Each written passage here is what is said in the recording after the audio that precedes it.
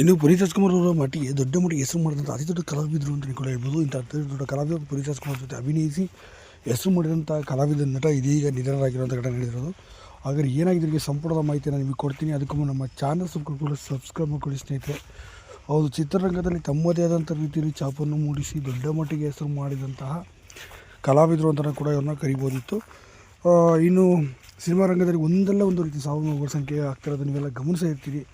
ಇದೇ ಸಾಲಿನಲ್ಲಿ ಮತ್ತೊಬ್ಬ ಪ್ರಖ್ಯಾತ ನಟರು ಇದೀಗ ಕೊನೆಯುಸಿರೆಳೆದಿರುವಂಥ ಘಟನೆ ನಡೆದಿರುವಂಥದ್ದು.